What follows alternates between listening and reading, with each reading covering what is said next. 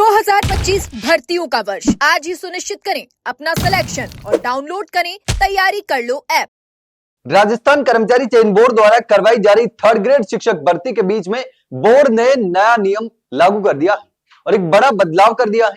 यह खासकर उन अभ्यर्थियों को प्रभावित करने वाला है जो लेवल 1 सामान्य शिक्षा या संस्कृत शिक्षा के पदों के लिए आवेदन कर रहे हैं।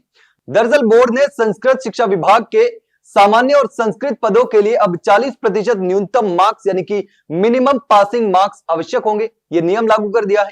यानी उम्मीदवारों को परीक्षा में कुल अंकों का कम से कम 40% अंक हासिल करने जरूरी हो जाएंगे ताकि वे योग्य माने जा सके। हालांकि इसमें अनुसूचित जाति यानी कि एससी, अनुसूचित जनजाति यानी एसटी के अभ्यर्थियों को 5% की छूट देने का प्रावधान भी रखा गया है। इसका मतलब यह है कि एसटी एसटी अभ्यर्थियों के लिए 35% अंक लाने जरूरी होंगे। अब बात करते हैं प्रारंभिक शिक्षा विभाग के अंतर्गत आने वाले प्राथमिक विद्यालय अध्यापक सामान्य शिक्षा के पदों की, तो इस विभाग के लिए नियम थोड़े अलग हैं। विज्ञप्ति के अनुसार इन पदों के लिए न्यूनतम जो मार्क्स हैं उसकी कोई बाध्यता नहीं रखी गई है, यानी यहां विभागीय नियमों में 40% अंकों की अनिवार्यता लागू नहीं है। अभ्यर्थियों को केवल परीक्षा में भाग लेना है और मेरिट लिस्ट के आधार पर चयन प्रक्रिया में शामिल होना होगा। यह फैसला उन उम्मीदवारों के लिए राहत भरी खबर है जो पिछले वर्षों के न्यूनतम जो मार्क्स है उसकी बाध्यता को लेकर चिंतित थे। अब बात करते हैं पदों के पुनर्वर्गीकरण की, तो विभाग ने स्पष्ट किया है कि पहले जारी विज्ञप्ति में प्रारंभिक शिक्षा विभाग के पदों का वर्गीकरण स्पष्ट रूप से दर्शित नहीं था, यानी विजिबल नहीं था, और इसी कारण से अब इन पदों का पूर्ण विवरण दोबारा जारी किया गया है। और इस वर्गीकरण में यह बताया गया है कि कौन से पद सामान्य शिक्षा के अंतर्गत आते हैं, कौन से संस्कृत शिक्षा विभाग से संबंधित है। यह कदम इसलिए उठाया गया है ताकि अभ्यर्थियों के आवेदन भरते समय किसी भी प्रकार की तकनीकी या दस्तावेजी गलती ना हो सके। अब सवाल यह है कि इन बदलावों का सीधा असर उम्मीदवारों पर क्या पड़ेगा।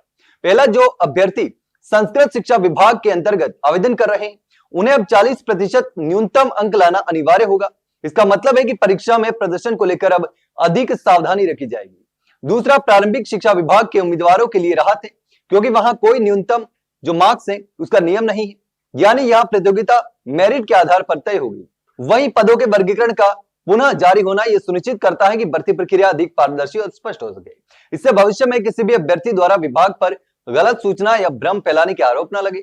शिक्षा विशेषज्ञों का कहना है कि बदलाव परीक्षा प्रक्रिया को अधिक व्यवस्थित बनाएगा। संस्कृत शिक्षा विभाग में न्यूनतम अंक तय होने से योग्य उम्मीदवारों का चयन सुनिश्चित होगा। वहीं प्रारंभिक शिक्षा विभाग में लचीलापन रहने से अधिक अभ्यर्थियों को अवसर मिल सकेगा। बता दें कि इस परीक्षा के लिए आवेदन शुरू हो चुके हैं। 7 नवंबर से आवेदन शुरू हो चुके हैं और 6 दिसंबर इसकी लास्ट डेट है और 17 से 21 जनवरी 2026 को परीक्षा की संभावित तारीख भी तय हो चुकी है।